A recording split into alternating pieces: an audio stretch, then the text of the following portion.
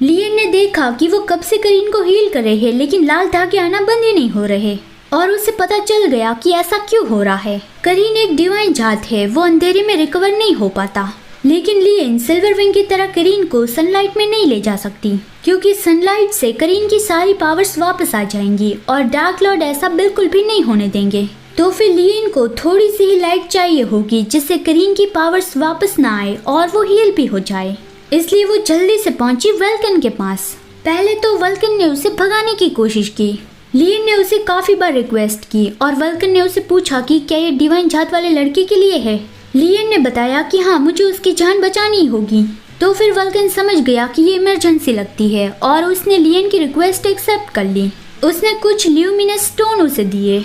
उस स्टोन को बस थोड़ी देर सनलाइट के नीचे रखने से ही वो अपने आप ही लाइट इमिट करने लगते हैं। लियन ने उसका शुक्रिया अदा किया और वो ल्यूमिनस स्टोन लेके घर वापस जाने लगी। अब उसे इस स्टोन को सनलाइट में ले जाना होगा और इसके लिए उसे डार्क एज से बाहर जाना होगा। वो सैपनर से मदद मांगने की सोच रही थी, लेकिन तभी दमियान वहाँ पे आ गया कि ये काम मैं कर दूंगा। दमियान ने कहा था कि जब भी लियन को मदद की जरूरत हो वो दमियान को बता सकती है। वो चाहने लगा कि मैं इसे लेके ग्रीम रिपर के घर पहुंचा दूंगा। लियन उसे रोकते हुए कहती है कि वो सरकोपिया को लेटर लिखने वाली है, तो क्या दमियान सरकोपिया को कुछ कहना चाहता है। दमियान थोड़ी देर बाद कहता है कि बस यही कि मैं जिंदा हूँ और चिंता करने की जरूरत नहीं है। लियन ने ब्राइटली स्माइल के साथ कहा कि ओके, हाई प्रीस्ट को ये अच्छा लगेगा। दमियान जाते हुए लियन की ब्राइट स्माइल देखता ही रहा और उसका शुक्रिया अदा किया। अब लियन को 3 लड़के पसंद करने लगे हैं, एक ग्रीम रिपर, एक एंजल और एक स्पाइडर। मतलब वो सब डीमन है लेकिन एरिया वाइज बटे हुए हैं। आसमान में एक जगह है जिसे सब ल्यूस कह रहे हैं, फिर जमीन पे जहाँ पे अलग अलग टाउन और विलेज है, और तीसरी जगह है जमीन के नीचे जिसे डार्क एज या फिर एपोकलिप्स के नाम से जाना जाता है। ल्यूस और एपोकलिप्स के बीच में दुश्मनी है और वो दोनों ज्यादातर जमीन पे आके फाइट करते हैं।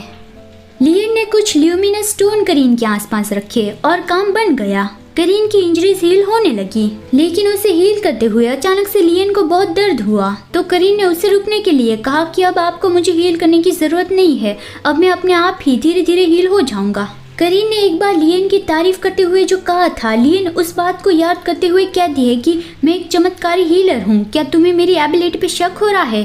करीन कहता है कि नहीं, ऐसी बात नहीं है। लियन आप तो बिल्कुल ही नहीं बदली। उस वक्त डेथ टेम्पल में भी मैं आपको कितना रोकने की कोशिश करता था, फिर भी आप मुझे हील करती थी। लियन करीन से कहती है कि करीन को ज्यादा चोट लगी, ऐसी चीजें उसे अवॉइड करनी चाहिए।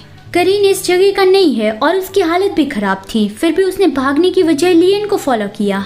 करीन बताता है कि उसने वादा किया था, इसलिए वो लियन के पीछे पीछे आया। वो अपने ऑर्डर्स फॉलो कर रहा था और उसे ऑर्डर दिया गया था कि उसे आखिरी वक्त तक लियन की हिफाजत करनी है।